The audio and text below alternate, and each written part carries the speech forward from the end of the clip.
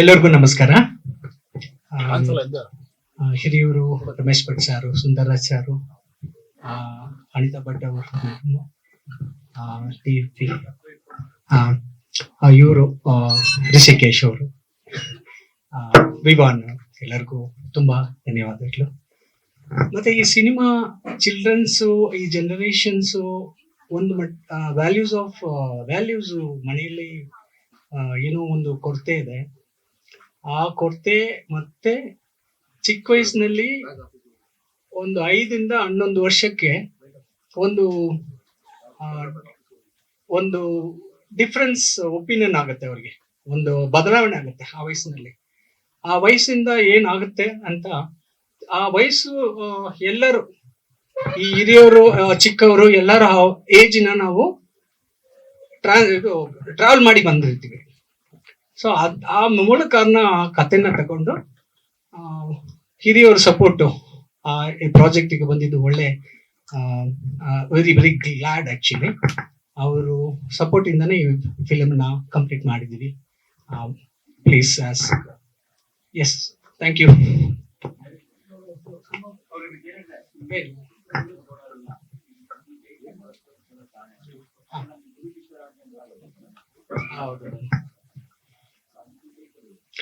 ಮೊದಲಿಗೆ ಚಿಕ್ಕವರು ಈ ಪ್ರೆಸೆಂಟ್ ಟೆನ್ಸ್ ನಲ್ಲಿ ತುಂಬಾ ಬ್ರಿಲಿಯಂಟ್ ಆಗಿರ್ತಾರೆ ಅಂತ ನನಗೆ ಸಿನಿಮಾ ಮಾಡ್ಬೇಕು ಅನ್ಸುವಾಗ, ಬ್ರಿಲಿಯನ್ಸ್ ಇರ್ತಾರೆ ಅಂತ, ಕಿಡ್ಸ್ ಆರ್ ನಾಟ್ ಡಮ್ ಅಂತ ಆ ಕಾನ್ಸೆಪ್ಟ್ ನಲ್ಲಿ ಅದಕ್ಕೆ ಈ ಕಾನ್ಸೆಪ್ಟ್ ನ ತಗೊಳ್ಳೋದು. ಬಿಕಾಸ್ ಅವರು ಚಿಂತನೆ ಮಾಡೋ ರೀತಿ, ಅವ್ರು ಕೇಳು ಪ್ರಶ್ನೆಗಳು ತುಂಬಾ ಡಿಫ್ರೆಂಟ್ ಆಗಿರುತ್ತೆ. ಅವ್ರಿಗೆ ಉತ್ತರ ಕೊಡೋದು ತುಂಬಾ ಕಷ್ಟ ಆಗತ್ತಲ್ಲ, ಅಂತ ಒಂದು ಇದರಲ್ಲಿ ಬ್ರಿಲಿಯಂಟ್ ಅದನ್ನ ಇಟ್ಕೊಂಡು ಕಥೆನ ಉಂಟು ಮಾಡಿದ್ದು.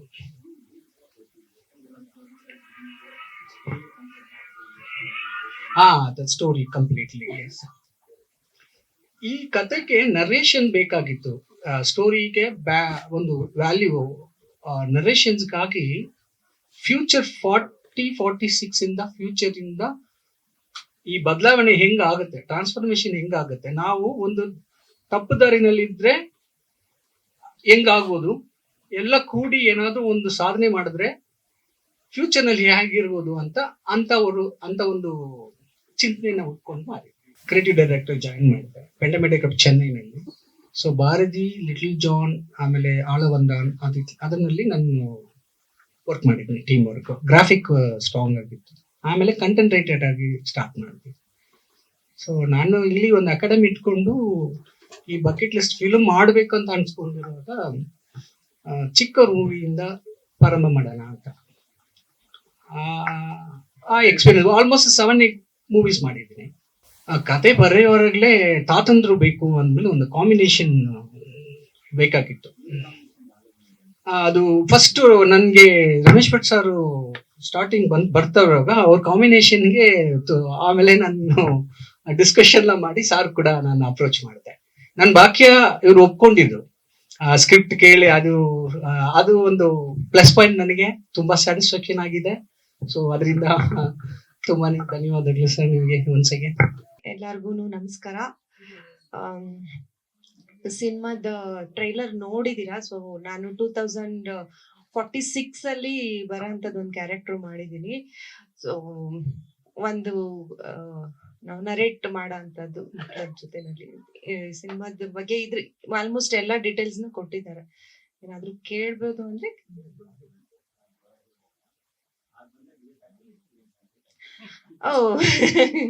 ನಾನು 2008 ಅಲ್ಲಿ ಸೈಕೋ ನೀವು ನೋಡಿದ್ರೆ 2026 ಅಲ್ಲಿ ನಾನು ಹೇಗಿದ್ದೀನಿ ಅಂತ ನೋಡಿದ್ರೆ 46 ಅಲ್ಲಿ ಹೇಗಿರ್ತೀನಿ ಅಂತ ನೀವೇ ಹೇಳ್ಬಿಡಿ.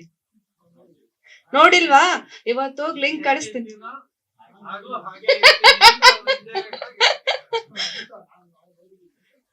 ನೀವೇ ಹೇಳಿ ಹಂಗಾದ್ರೆ ಹೇಗಿರ್ಬೋದು. ನಾವು ಈಗ ಹೇಳಿ. ಅಯ್ಯೋ ಮೋಕ್ಷ, ನಾನ್ ಕೇಳ್ತಿದ್ದೀನಿ, ಹೇಳಿ. ಬರೀ ಜಗಳ ಮಾಡೋದು ಒಂದೇ ಮಾಡಿ. ನಾನು ಈ ಟೀಮ್ ಅಲ್ಲಿ ಅಂದ್ರೆ ಪ್ರಕಾಶ್ ಸರ್ ಜೊತೆನಲ್ಲಿ, ರಿಷಿ ಜೊತೆನಲ್ಲಿ ನಾನು ಟ್ರಾವೆಲ್ ಆಗಿದ್ದೀನಿ ಸ್ಟಾರ್ಟಿಂಗ್ ಇಂದಾನು. ನಂಗ್ ಕತೆ ಏನು ಅಂತಾನೆ ಗೊತ್ತಿರ್ಲಿಲ್ಲ, ನಿಜ ಹೇಳ್ಬೇಕು ಅಂದ್ರೆ. ಇವ್ರಿಬ್ರು ಬಂದಾಗ ನೋಡ್ಕೊಳಕ್ ಒಬ್ರು ಬೇಕಾಗಿತ್ತು. ಅಂದ್ರೆ ಅವು ಸೀನಿಯರ್ ಆರ್ಟಿಸ್ಟು ಭಯ ಬೀಳ್ತಾ ಇದ್ರು. ಯಾರಾದ್ರೂ ಒಬ್ರು ಜೊತೆನಲ್ಲಿ ಇಲ್ಲ ಅಂತಂದ್ರೆ ನಮ್ಗೆ ಹೆಂಗ್ ಮ್ಯಾನೇಜ್ ಮಾಡೋದು ಅನ್ನೋಂಥದ್ದು ಒಂದಿತ್ತು ತಲೆನಲ್ಲಿ. ಸೊ ಆಮೇಲೆ ಬರ್ಲಿಲ್ಲ. ಬಟ್ ಇತ್ತು ಬಂದಾಗ ಒಂಚೂರು ಆಕ್ಚುಲಿ ನಿಭಾಯಿಸಿದ್ದಲ್ಲ, ನಾನು ನನ್ನ ತಲೆ ಮೇಲೆ ಹೇರಿದ್ದು ಮಾಡ್ಲೇಬೇಕಾಗಿ ಬಂತು ಪರಿಸ್ಥಿತಿ ನನ್ಗೆ. ನಾನು ನಂದೊಂದು ಸಿನಿಮಾ ಪ್ರೊಡ್ಯೂಸ್ ಮಾಡಿದೀನಿ, ಉಗ್ರಾಣ ಅಂತ. ಆ ಸಿನಿಮಾದು ಲೊಕೇಶನ್ ಮತ್ತೆ ಅದ್ರದ್ದು ಸ್ಕ್ರಿಪ್ಟ್ ಆಗ್ಬೇಕಾಗಿತ್ತು. ಸೊ ನಾನು ರಿಷಿ ಇಬ್ರು ಅಲ್ಲಿಗೆ ಹೋಗೋದು ಅಂತ ಪ್ಲಾನ್ ಇತ್ತು. ನಂಗೆ ಅಲ್ಲಿ ಹೋದ್ಮೇಲೆ ಗೊತ್ತಾಗಿದ್ದು ಇದು ಫಸ್ಟ್ ಪ್ಲಾನ್ ಅಲ್ಲ, ಇದು ಸೆಕೆಂಡ್ ಪ್ಲಾನ್. ಫಸ್ಟ್ ಪ್ಲಾನ್ ಇದಿದ್ದು ಚಿಕ್ಕವರು ಕೋಣರೆಲ್ಲ ಮಾಡ್ಬೇಕು. ಅದ್ರದ್ದು ಲೊಕೇಶನ್ ಅಲ್ಲಿ ನನ್ನ ಊರ್ ಸಾಗರ ಆಗಿದ್ದಕ್ಕೆ ಅಲ್ಲಿ ಎಲ್ಲಾದು ಕಡೆನೂ ನಂದೇನ್ ಪರಿಚಯ ಇದೆ ನನ್ನನ್ನ ಮುಂದೆ ಇಟ್ಕೊಂಡು ಮನೆಗಳು ಎಲ್ಲ ಅಲ್ಲಿ ಎಲ್ಲೆಲ್ಲ ಮನೆಗಳು ಬ್ಯೂಟಿಫುಲ್ ಆಗಿ ಕಾಣಿಸುತ್ತೆ ಅಲ್ಲೆಲ್ಲ ನುಗ್ಗಿ ಹೋಗಿ ಕೇಳಿದ್ದೆ ಮನೆ ಬೇಕು ಕೊಡಿ ಅಂತ. ಸೊ ನಾನು ಆ ಊರ್ ನೋಡಾಗಿದ್ದಕ್ಕೆ ನನ್ಗೆ ಯಾರು ಇಲ್ಲ ಅಂತ ಹೇಳಲಿಲ್ಲ ನನ್ಗೆ ಲಕ್ಕಿಲಿ. ಸೊ ಈ ತರ ಪ್ರೊಡಕ್ಷನ್ ನಾನ್ ಮಾಡ್ಬೇಕಾಗ್ ಬಂತು. ಅಲ್ಲಿ ಮಾಡ್ಸಿದ್ರು ನನ್ನ ಹತ್ರ. ಅಂಡ್ ಊರು ಅಷ್ಟೇನೆ, ಹೊಸಬಾಳೆನಲ್ಲೆಲ್ಲ ಶೂಟ್ ಮಾಡಿದ್ವಿ. ಅಲ್ಲೂನು ಏನು ರಿಲೇಟಿವ್ಸ್ ಹಾಗೆ ನೋಡಕ್ ಹೋದ್ರೆ ಸುಮಾರು ಎಲ್ಲಾರು ರಿಲೇಟಿವ್ಸೇ ಇರೋಂಥದ್ದು ಊರದು ನಂದು ಸಾಗರದ್ದು. ಅಲ್ಲಿ ಕೂಡ ಅಷ್ಟೇ ಎಲ್ಲ ಗುಡ್ ವಿಲ್ ಏನಿತ್ತು ಅದನ್ನೆಲ್ಲ ಯೂಸ್ ಮಾಡ್ಕೊಂಡೇನೆ ಸಿನಿಮಾ ಮಾಡಿರೋದು. ಸೊ ಹೊಸದಾಗಿ ಏನು ಬೇರೆ ಏನೋ ನನ್ ಪ್ಲಾನ್ ಸ್ಟ್ರಾಟಜಿ ಏನು ಮಾಡೋಂಥದ್ದೇನು ಇರ್ಲಿಲ್ಲ. ನನ್ಗ್ ಗೊತ್ತಿರೋಂಥದ್ದು ನನ್ನ ಊರಾಗಿದ್ದಕ್ಕೆ ನಾನು ಅದ್ಲೇನ್ ಗೊತ್ತಿದ್ಯೋ ಅದನ್ನ ನಾನು ಹೆಲ್ಪ್ ಮಾಡಿದೀನಿ ಅಷ್ಟೇ.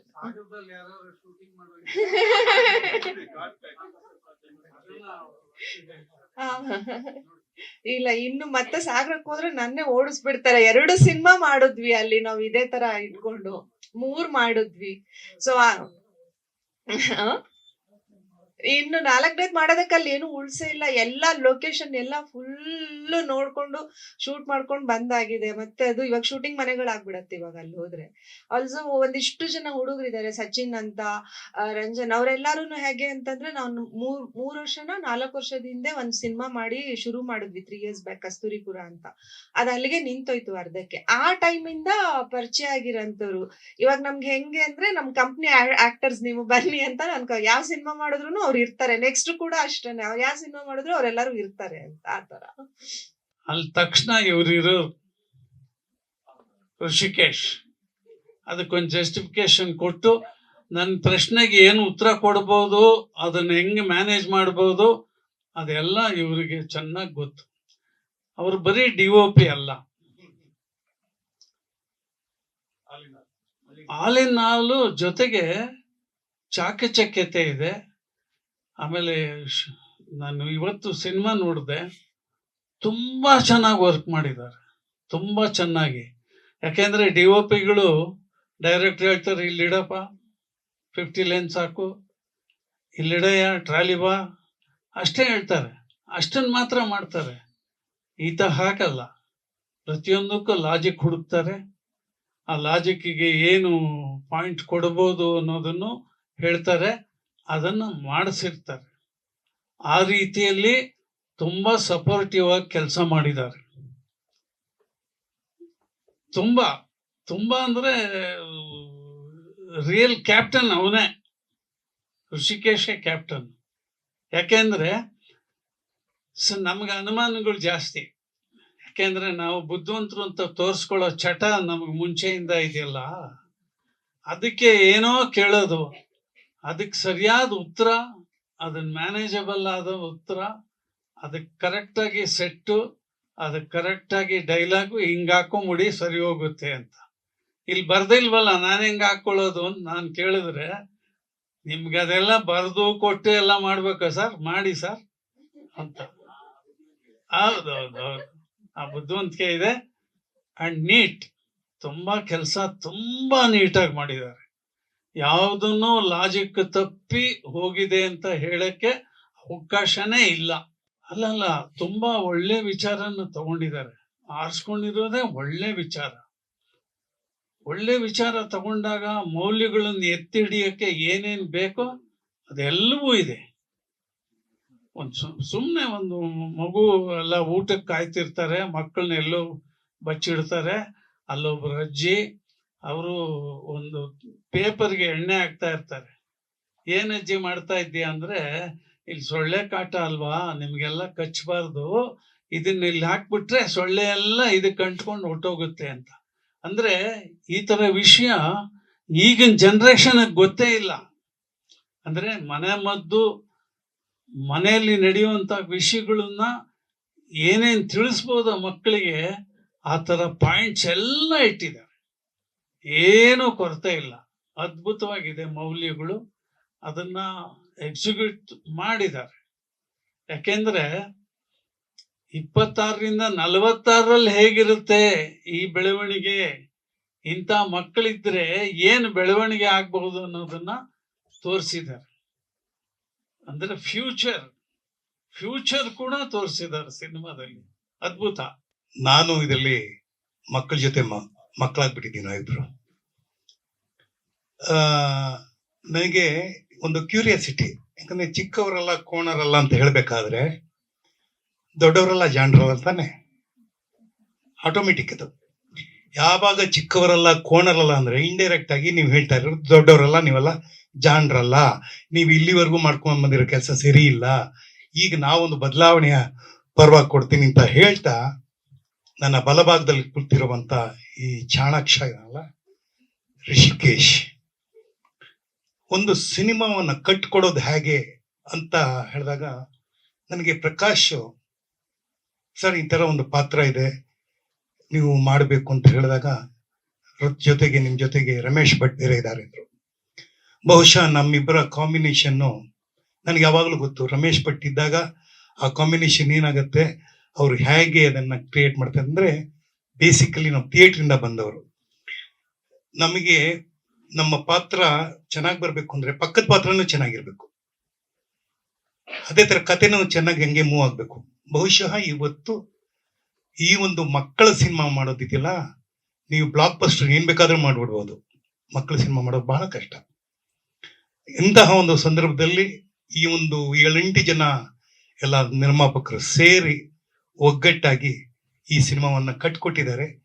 ಅದು ಕನ್ನಡದ ಹಿರಿಮೆ ಅಂತ ನಾನು ಅನ್ಕೊಂಡಿದ್ದೀನಿ. ಕನ್ನಡಕ್ಕೆ ಹಿರಿಮೆ, ನಮ್ಮ ಕನ್ನಡದ ಜನ, ಕನ್ನಡದ ಮನಸ್ಸುಗಳು ಅವರು ಸೆಲೆಕ್ಟ್ ಮಾಡಿದವರು ತಮಿಳುನಾಡಿಂದ ಅಲ್ಲಿ ಕೆಲಸ ಮಾಡಿದವರು, ಅವ್ರಿಗೆ ಕನ್ನಡದಲ್ಲಿ ಮಾಡಬೇಕು ಅಂತ ಒಂದು ಹೆಮ್ಮೆ ಬಂತು.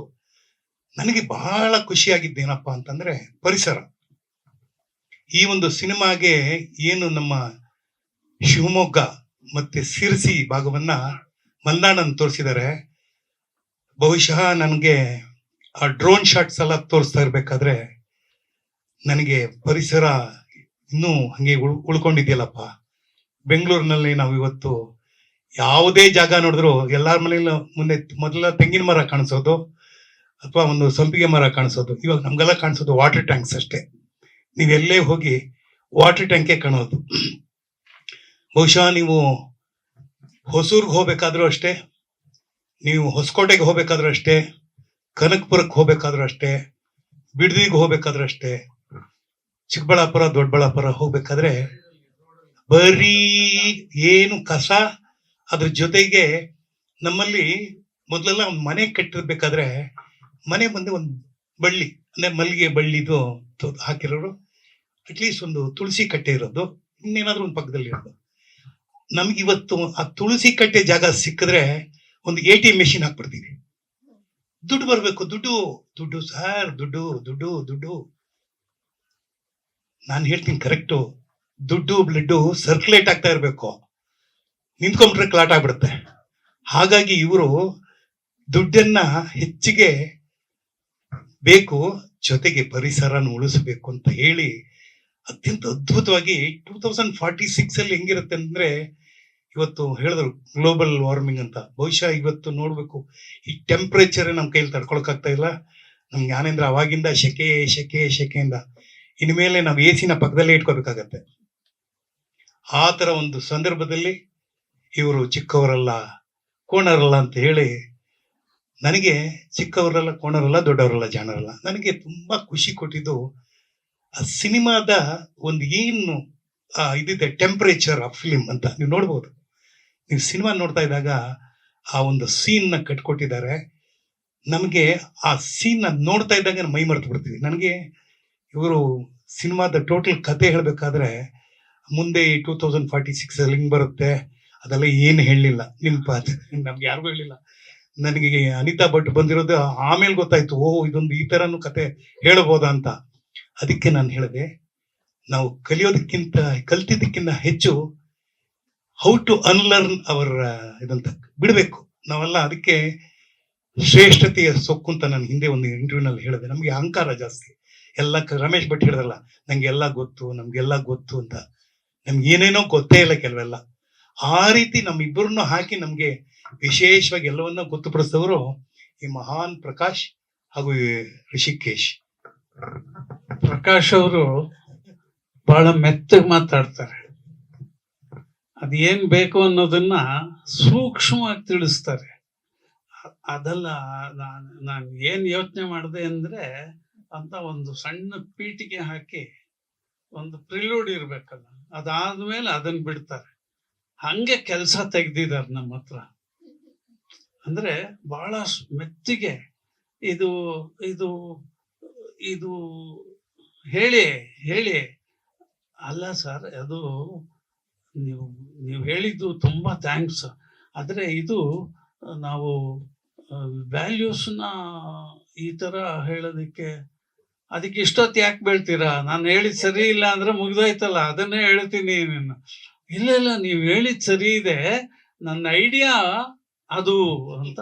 ಹಂಗೆ ಅಂದ್ರೆ ಅಷ್ಟು ಮೆತ್ತಿಗೆ ಮಕ್ಕಳ ಸಿನಿಮಾ ಮಾಡ್ತಿರೋದಲ್ವಾ, ಅದಕ್ಕೆ ಬಹಳ ಸೂಕ್ಷ್ಮವಾಗಿ ಅಷ್ಟು ಮಕ್ಕಳನ್ನ ರೆಡಿ ಮಾಡಿದ್ದಾರೆ. ನಮ್ಗೆ ಯಾಕೆ ಅಂತಂದ್ರೆ ಮಕ್ಕಳು ರಫ್ ಆಗಿದ್ದಾರೆ. ಅಂದ್ರೆ ಸಿನಿಮಾ ಮೀಡಿಯಾ ಗೊತ್ತಿಲ್ಲ, ಕ್ಲೋಸ್ಅಪ್ ಗೊತ್ತಿಲ್ಲ, ಲೈಟ್ ತಗೊಳ್ಳೋದು ಗೊತ್ತಿಲ್ಲ, ಎಲ್ಲ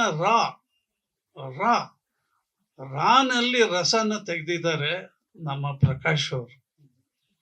ಸೊ ಇವ್ರ ಜೊತೆಲಿ ಕೆಲಸ ಮಾಡಿದ್ದು ಅದೇ ಇವನು ಸುಂದರ್ ಹೇಳಿದ್ರಲ್ಲ, ಏನು ಗೊತ್ತಿಲ್ಲ ಅಂತ ಅನ್ಕೋಬೇಕು ನಾವು, ಆಗ್ಲೇ ಇದೆಲ್ಲ ಸೂಕ್ಷ್ಮತೆ ಗೊತ್ತಾಗೋದು ಅಂತ.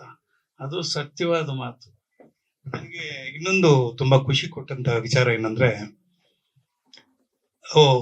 ಈ ಪ್ರಕಾಶ್ ಸರ್ ದಯವಿಟ್ಟು ನಾಡಿದ್ದು ಒಂದು projection ಇಟ್ಕೊಂಡಿದ್ವಿ,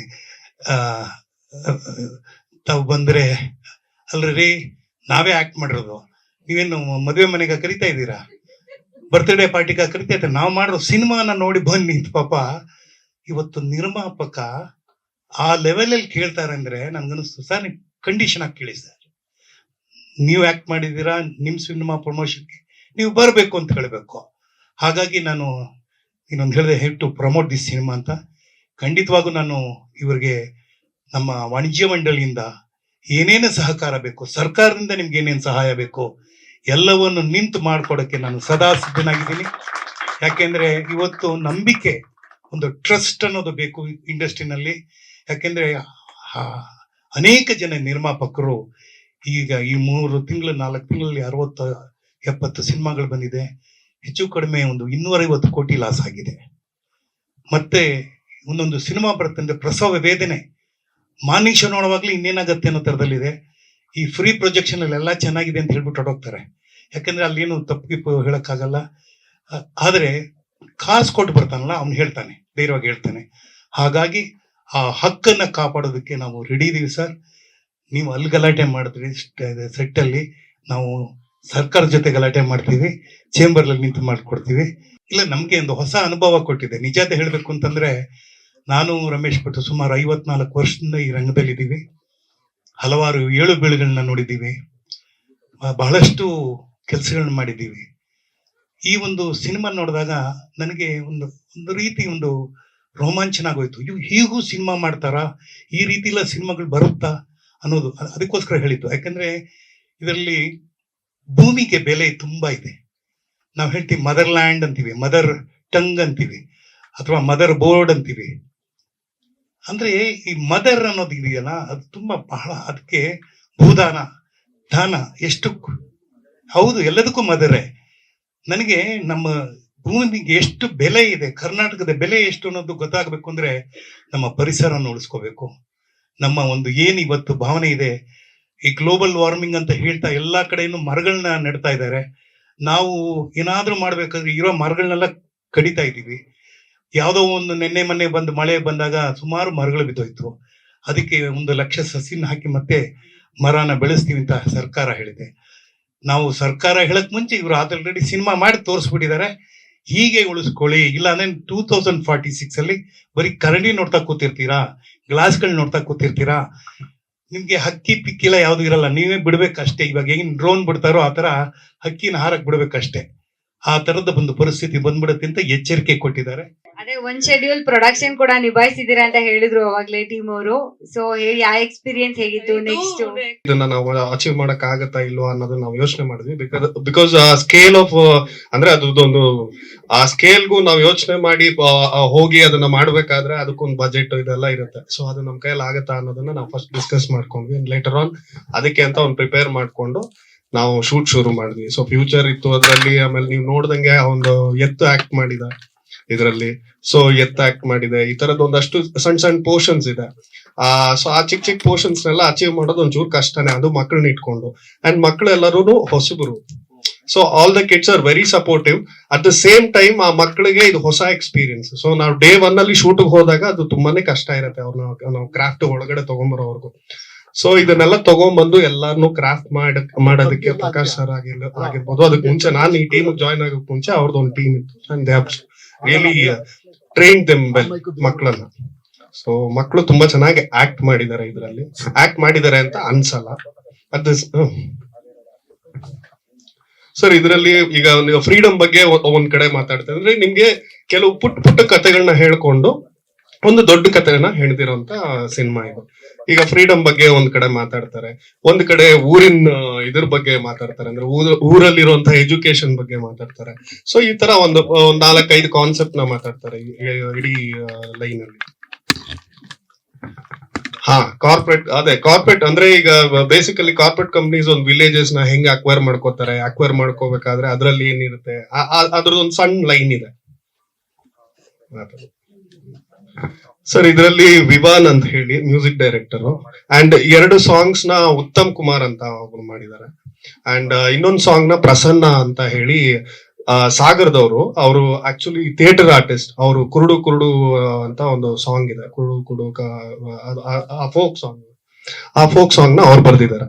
and at the same time ನಮ್ಗೆ ಇದು 5.1 ಇದೆಲ್ಲ ನಮ್ಗೆ ಶಂಕರ್ ಸರ್ ಮಾಡಿದ್ದಾರೆ. So basically this is the technical team. ನಾನೇ ಎಡಿಟರ್ ಇದಕ್ಕೆ. ಇವ್ರಿಗೂ ಫ್ಯಾಮಿಲಿ, ಇವ್ರಿಬ್ರು ಸೇರಿದ್ರೆ ಫ್ಯಾಮಿಲಿ ಅಣ್ಣ ತಮ್ಮಂದ್ರು. ಅವ್ರದ್ದೆಲ್ಲ ನೆಕ್ಸ್ಟ್ ಪಾರ್ಟ್ ಅಲ್ಲಿ ಹಾಕೋದು, ಈಗ ಆಗಲ್ಲ.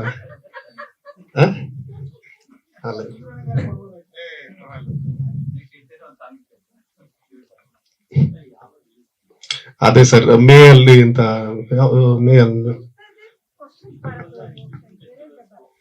ಎಲ್ಲ ಫಿಲ್ಮ್ ಫೆಸ್ಟಿವಲ್ಸ್. ಆಕ್ಚುಲಿ ನಮ್ಮ ಇಬ್ಬರದು ಫಿಲ್ಮ್ ಫೆಸ್ಟಿವಲ್ಸ್ ಬೇಸಿಕಲಿ ಒಂದು ಐಡಿಯಾ ಇತ್ತು, ಇದನ್ನ ಫಿಲ್ಮ್ ಫೆಸ್ಟಿವಲ್ಸ್ ಗೆಲ್ಲ ಕಳಿಸ್ಬೇಕು ಅಂತ ಹೇಳಿ. ಬಿಕಾಸ್ ದೇರ್ ಆರ್ ಅಂದ್ರೆ ಸುಮಾರು ಕಂಟೆಂಟ್ ಇರೋದ್ರಿಂದ ಸಿನಿಮಾದಲ್ಲಿ. ಸೊ ಅಂತದ್ರಲ್ಲಿ ಇದು ಹೋದ್ರೆ ನನ್ಗೆ ಆಕ್ಚುಲಿ ಲೈಕ್ ತುಂಬಾ ರೇರ್ ಮೂಮೆಂಟ್ಸ್ ಅಲ್ಲಿ ನಾವು ಮೀಟ್ ಆಗಿದ್ದು. ಸೊ ಮೈಸೂರಲ್ಲಿ ಲೈಕ್ ಒಂದು ಪರಿದೃಶ್ಯ ಅಂತ ಒಂದು ಇದಿದೆ. ಸೊ ಅಲ್ಲಿ ಅನಿತಾ ಮ್ಯಾಮ್ ನ ನೋಡಕ್ ಬಂದಿದ್ದೆ. ಸೊ ಮಾತಾಡ್ಸ್ಕೊಂಡು ಇದ್ ಮಾಡೋಣ ಅಂತ ಅವಾಗ ರಿಷಿ ಸರ್ ಕೂಡ ಸಿಕ್ಕಿದ್ರು. ಸೊ ಆಕ್ಚುಲಿ ಅದಾಗಿ ಒಂದು 15 days ಆದ್ಮೇಲೆ ನನ್ಗೆ ಆಕ್ಚುಲಿ ಪ್ರಾಜೆಕ್ಟ್ ನ ಒಪ್ಸಿದ್ರು. So thank you so much Rishi ಸರ್ಗೆ ಅಂಡ್ ಅನಿತಾ ಮ್ಯಾಮ್ಗೆ ಕೂಡ. ಸೊ ಪ್ರಕಾಶ್ ಸರ್ ತುಂಬಾ ಚೆನ್ನಾಗಿ ಮಾಡಿದೀರಾ ಲೈಕ್ ಸಿನಿಮಾನ. ಸೊ ಮಕ್ಕಳಿಗೆ ಆಕ್ಚುಲಿ ಈ ಜನರೇಷನ್ ಮಕ್ಕಳಿಗೆ ಒಂದ್ ಸ್ವಲ್ಪ ಈ ತರ ಫಿಲಮ್ಸ್ ತೋರಿಸ್ತಾನೆ ಬರ್ಬೇಕು. ಬಿಕಾಸ್ ನಾವೆಲ್ಲ ನೋಡಿದೀವಿ ನಮ್ ಜನರೇಷನ್ ಅಲ್ಲಿ. ಬಟ್ ಈಗಿನ ಜೆನ್ಜಿ ಜನರೇಷನ್ಗೆ ಸೊ ಈ ತರ ಒಂದು ಕಂಟೆಂಟ್ ಮಾಡೋದು ತುಂಬಾ ಇಂಪಾರ್ಟೆಂಟ್. ಬಿಕಾಸ್ ಮಕ್ಕಳು ಆ ಕಡೆ ಈ ಕಡೆ ಹೋಗೋ ಸಾಧ್ಯತೆ ತುಂಬಾ ಇರುತ್ತೆ ಜೆನ್ಜಿಲಿ. ಸೊ ಅದನ್ನ ತುಂಬಾ ಲೈಕ್ ನೀಟಾಗಿ ಎಕ್ಸ್ಪ್ಲೇನ್ ಮಾಡಿ ಅಚೀವ್ ಮಾಡಿದ್ದಾರೆ sir. And Ramesh Bhat sir ಮತ್ತೆ ಸುಂದರಾಜ್ ಸರ್ ಬಗ್ಗೆ ನಾನು ಲೈಕ್ ಹೇಳಕ್ಕಾಗಲ್ಲ. ಫಸ್ಟ್ ಲೈಕ್ ನನ್ನ ಫಸ್ಟ್ ಮೂವಿನೇ ಅವ್ರ ಮೂವಿಗೆ ನಾನು ಲೈಕ್ ಮ್ಯೂಸಿಕ್ ಡೈರೆಕ್ಟ್ ಮಾಡ್ತಾ ಇದೀನಿ. So thank you so much ಎಲ್ರಿಗೂ sir, thank you so much.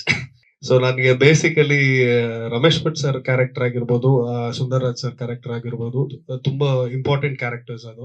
Actually 2 character ಬೇರೆ ಬೇರೆ ಬೇರೆ ವಿಷಯನ ಹೇಳಕ್ ಹೊರಡುತ್ತೆ. ಒಂದು ಕ್ಯಾರೆಕ್ಟರ್ ನಾಲೆಜ್ ಬಗ್ಗೆ ನಾಲೆಜ್ ಹಿಂದೆ ಬಿದ್ದು ಏನಾಗತ್ತೆ ಅನ್ನೋದನ್ನ ಹೇಳಕ್ ಹೋಗುತ್ತೆ. ಇನ್ನೊಂದು ಕ್ಯಾರೆಕ್ಟರ್ ಮನಿ ಹಿಂದೆ ಬಿದ್ದು ಏನಾಗತ್ತೆ ಅಂಡ್ ಎಲ್ಲಿ ಏನೇನ್ ತಪ್ಪುಗಳು ನಡೆಯುತ್ತೆ ಅನ್ನೋದನ್ನ ಹೇಳಕ್ ಹೋಗುತ್ತೆ. ಸೊ ಅಲ್ಲಿ ಇವರಿಬ್ಬರದು ಇಂಪಾರ್ಟೆಂಟ್ ಕ್ಯಾರೆಕ್ಟರ್. ಹಾಗೆ ಅನಿತಾ ಭಟ್ದು ಅಷ್ಟೇ ಒಂದು ಗೆಸ್ಟ್ ರೋಲ್ ಆಗಿ ಮಾಡಿದ್ದಾರೆ. ಅಂಡ್ ವೆರಿ ನರೇಟಿವ್ಲಿ ಸಿನಿಮಾಗೆ ಮಕ್ಕಳಿಗೆ ಅರ್ಥ ಆಗುವಂತ ಕಾನ್ವರ್ಸೇಷನ್ಸ್ ನ ಆ ನರೇಷನ್ ಅಲ್ಲಿ ಫಿಲ್ ಮಾಡೋದಕ್ಕೆ ಅವರು ಇದ್ರಲ್ಲಿ ಮಾಡಿದ್ದಾರೆ. ಜೊತೆಗೆ ಶರಣ್ ಅಂತ ಒಂದು ಕ್ಯಾರೆಕ್ಟರ್, ಜೋಕರ್ ಕ್ಯಾರೆಕ್ಟರ್ ಮಾಡಿರೋ ಶರಣ್ ಅಂತ. ಸೊ ಇವರಿಬ್ಬರು ಕ್ಯಾರೆಕ್ಟರ್ ಮಕ್ಕಳಿಗೆ ನರೇಟ್ ಮಾಡೋದಕ್ಕೋಸ್ಕರ ಅಂತ ನಾವು ಅದನ್ನ ಅಪ್ಲೈ ಮಾಡಿದ್ವಿ. ಅದು ನೀವೇನ್ ಫ್ಯೂಚರ್ ಅಲ್ಲಿ ನೋಡಿದ್ರಲ್ಲ ಅದು. ಬೇರೆ ಕ್ಯಾರೆಕ್ಟರ್ಸ್ ಇದರಲ್ಲಿ ಮಕ್ಕಳಾಗಿ ಮಾಡಿರೋ ಅಂಜಲಿ ಅಂತಾನೆ ಬರುತ್ತೆ, ಸೇರಿ ಅಂಡ್ ಆಲ್ಸೋ ಒಂದು 5 ಜನ ಸಾಗರದಿಂದ 2 ಮಕ್ಕಳು. ಅದೇ ಬಾಯಿ ನನ್ಗೆ ಕ್ಯಾರೆಕ್ಟರ್ ಹೆಸರು ಬರುತ್ತೆ ಸರ್, ಅವ್ರ ರಿಯಲ್ ಹೆಸರು ಗೊತ್ತಿಲ್ಲ. ಅಲ್ಲಿ ಅವಳು ತಿಶ್ಯಾ ಅಂತ ಒಂದು ಕ್ಯಾರೆಕ್ಟರ್ ಇದೆ, ಅವಳ ಹೆಸರು ರಿಯಲ್ ಆಗಿ ಮೊನ್ನೆ ಗೊತ್ತಾಯ್ತು ನನಗೆ. ನೀಲಾ ಅಂತ ಕರಿತಾ ಇದ್ವಿ ಫಿಲಂ ಹೆಸರೇನೆ. ಸೊ ಶ್ರೀನಿವಾಸು, ಗೌರಿ, ನಿವಾನು, ಭಾನು, ಅಷ್ಟೇ. ಲಾಸ್ಟ್ ಅಲ್ಲಿ ಒಂದ್ಸರಿ ಗ್ರೂಪ್ ನಿಲ್ಸ್ಬಿಡ್ತೀನಿ. ಎಸ್, ಹಂಗೆ ಇನ್ಯಾರಾದ್ರೂ ಮರ್ತಿದ್ರೆ ಖಂಡಿತವಾಗ್ಲೂ ಕ್ಷಮಿಸಿ. ಅಂಡ್ ಆಲ್ಸೋ ನಮ್ಗೆ ಇದಕ್ಕೆ ಪ್ರೊಡ್ಯೂಸರ್ಸ್ ಇದಾರಲ್ಲ, so there are multiple producers. Prakash sir ಜೊತೆಗೆ there are 5 Babu sir and Suresh sir ಇವರೆಲ್ಲ ಇದ್ದಾರೆ. ತುಂಬಾ ಸಪೋರ್ಟಿವ್ ಆಗಿದ್ದಾರೆ. ಆಕ್ಚುಲ್ ಆಗಿ ಸಾಗರದಲ್ಲಿ ನಾವು ಶೂಟ್ ಮಾಡ್ಬೇಕು ಅಂದ್ರೆ ತುಂಬಾ ಕಷ್ಟ. ಸೊ ಆಗ ಅನಿತಾ ಭಟ್ ಆಕ್ಚುಲ್ ಆಗಿ ಪ್ರೊಡಕ್ಷನ್ ನಮ್ಗೆ ಹ್ಯಾಂಡಲ್ ಮಾಡಿಕೊಟ್ಟು ಅಲ್ಲಿ ಎಲ್ಲಾ ವ್ಯವಸ್ಥೆಗಳು ಊಟದಿಂದ ಹಿಡಿದು ಎಲ್ಲ ಅವರು ನಮ್ಗೆ ವ್ಯವಸ್ಥೆ ಮಾಡಿಕೊಟ್ಟು ಈಸಿ ಮಾಡಿದ್ರು. ಜೊತೆಗೆ ಬಾಬು ಸರ್ ಆಗಿರ್ಬೋದು, ಈ ನಮ್ಮ ಇನ್ನ ಎಕ್ಸ್ಟ್ರಾ ಪ್ರೊಡ್ಯೂಸರ್ಸ್ ಏನಿದ್ದಾರೆ ಅವರು ನಿಂತ್ಕೊಂಡು ನಡೀರಿ ಅಂತ ಹೇಳಿ ಅಲ್ಲ, ಇದಕ್ಕೆ ಅವರು production designer so and Prasanna ಅವ್ರ ಬಗ್ಗೆ ಆಕ್ಚುಲಿ ಕುರುಡು ಬರೆದಿರೋ ಪ್ರಸನ್ನ ಅವರು ಇಸ್ ಅ ಫಂಟಾಸ್ಟಿಕ್ ಲಿರಿಸಿಸ್ಟ್. ಆ ಸಾಂಗ್ ಮೋಸ್ಟ್ಲಿ ರಿಲೀಸ್ ಆಗುತ್ತೆ, ತುಂಬಾ ಚೆನ್ನಾಗಿದೆ, ಅದು ಮೀನಿಂಗ್ಫುಲ್ ಸಾಂಗ್ ಅದು. ಸೊ ಅವ್ರಿಗೂ ಒಂದು ಥ್ಯಾಂಕ್ಸ್ ಹೇಳ್ಬಿಡ್ತೀನಿ ಅಷ್ಟೇ. Yes, done sir. 3 ಸಿನಿಮಾ ಒಟ್ಟಿಗೆ ಕಮಿಟ್ ಆಗಿದೆ, ಅದು ಒಟ್ಟಿಗೆ ಕನೆಕ್ಟ್ ಆಗಿದೆ. ಈ 3 ಸಿನಿಮಾನು ಒಟ್ಟಿಗೆ ಮಾಡ್ಕೊಂಡು ಈ ಸಿನಿಮಾ ಸ್ಕೆಡ್ಯೂಲ್ ಮುಗಿಸ್ಕೊಂಡು ಆ ಸಿನಿಮಾ ಸ್ಕೆಡ್ಯೂಲ್ ಇನ್ನೊಂದು ಸಿನಿಮಾ, ಮತ್ತೆ ಈ ಸಿನಿಮಾ, ಮತ್ತೆ ಆ ಸಿನಿಮಾ, ಮತ್ತೆ ಆ ಸಿನಿಮಾ, ಎಡಿಟ್ ಅಷ್ಟೇ, ಪೋಸ್ಟ್ ಪ್ರೊಡಕ್ಷನ್ ಅಷ್ಟೇ, ಎಲ್ಲ ಅಷ್ಟೇ ಒಟ್ಟಿಗೆ. ಒಟ್ನಲ್ಲಿ ಮುಗಿಸಿ ಈಗ ಎಲ್ಲ ಮುಗೀತು.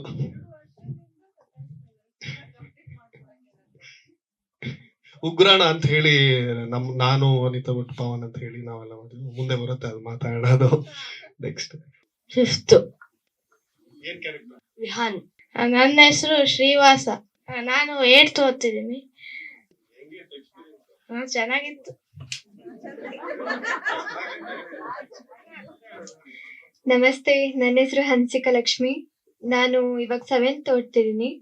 ನಾನು ಈ ಮೂವಿಯಲ್ಲಿ ಹಳ್ಳಿ ಹುಡುಗಿಯಾಗಿ ಆಕ್ಟ್ ಮಾಡಿದ್ದೀನಿ, ಕಾವೇರಿ ಅಂತ.